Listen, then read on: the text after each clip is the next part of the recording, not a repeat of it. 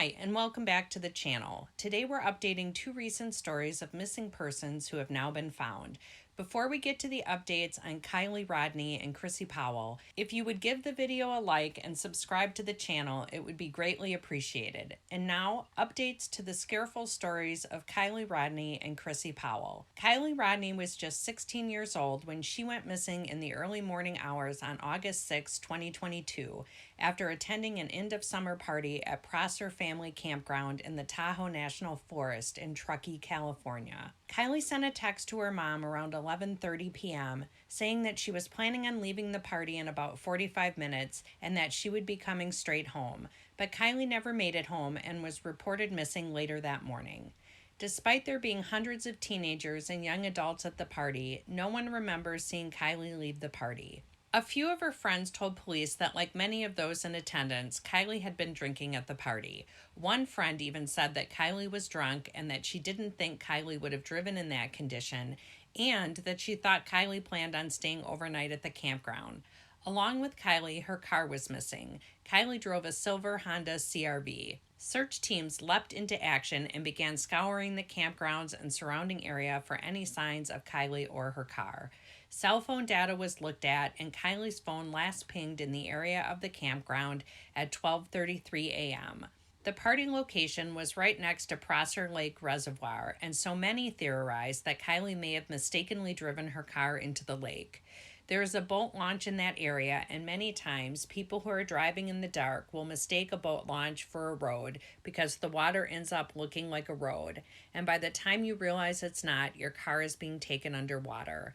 Others theorized that Kiely had been kidnapped. With both land and water searches turning up nothing, the investigation began to stall. Then, on August 21st, the dive team, Adventures with Purpose, came to search the reservoir for Kiely and her vehicle. The reservoir had been searched numerous times by police using dive teams and sonar equipment, but those searches had been fruitless.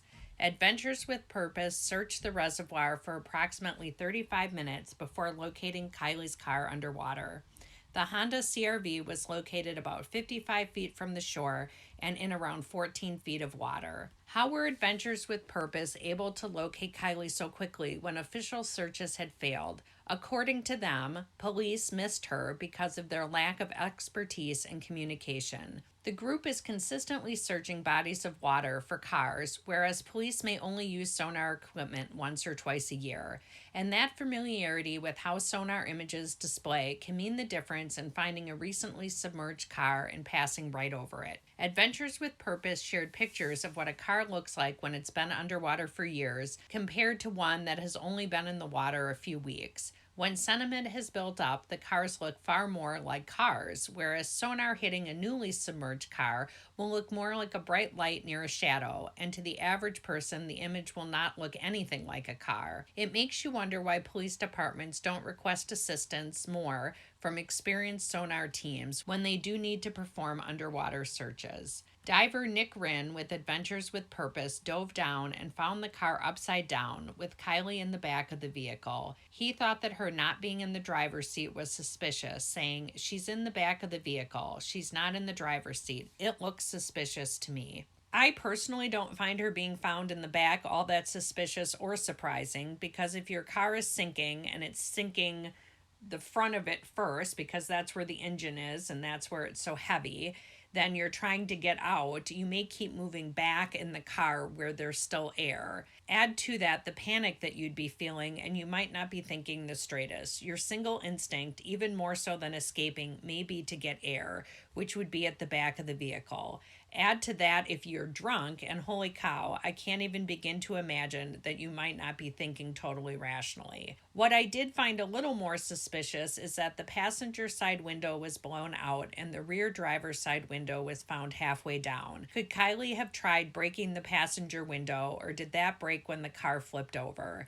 Did she try rolling one of the back windows down, but then couldn't get it down far enough to be able to exit the vehicle? And so she went back further in the car to try to keep escaping, but also to try to find an air pocket.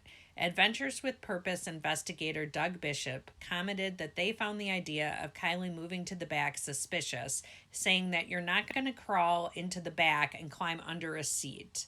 But Tammy Waters of Sonar Search and Recovery, who has found 104 missing people since 2005, said that 90% of vehicles found with people in it, they're normally found in the back. If it's an SUV, they're in the hatch. As the vehicle is sinking, they're climbing to the back to try and stay up out of the water. They're chasing the air. It wasn't just where Kiely's body was in the car that led Doug Bishop to think her death may be more than an accident. He also believes that Kiely didn't accidentally drive into the water. Instead, where her car was found required her to drive down a dirt path that was a quarter mile from the actual main road.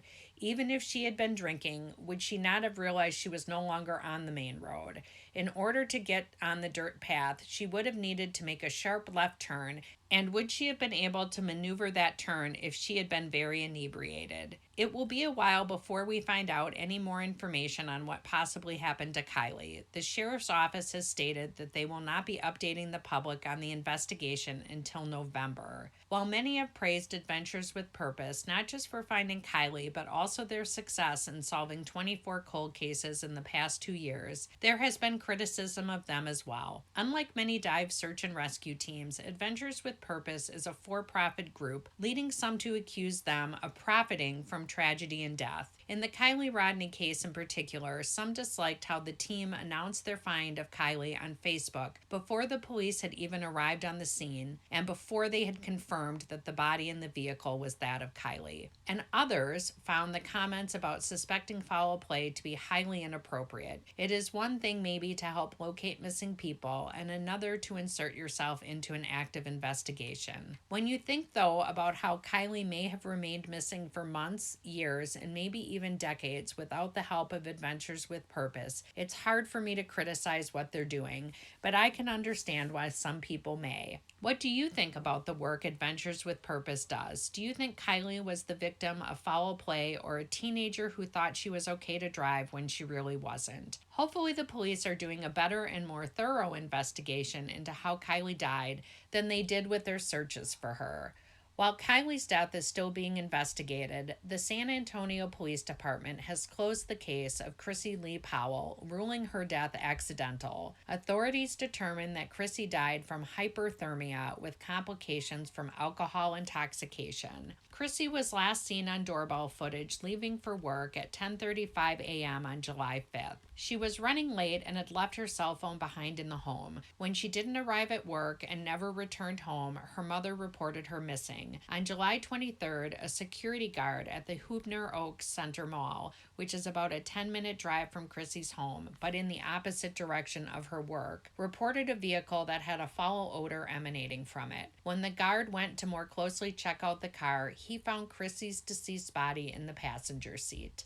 Surveillance footage at the mall revealed that Chrissy had pulled into the parking lot not long after leaving her home, and her car remained in the lot undetected until July 23rd. Reports state that there were no signs of trauma found on Chrissy's body, and her purse containing identifying information was also found in the car. Chrissy leaves behind her mother and 2 young sons, one age 12 and the other only 3. Rest in peace, Chrissy. Well, that's it for today, guys. I'll keep an eye on Kiely's story and update when the police release more information. Until then, stay safe and stay careful, and don't drink and drive. Thanks, guys. Bye.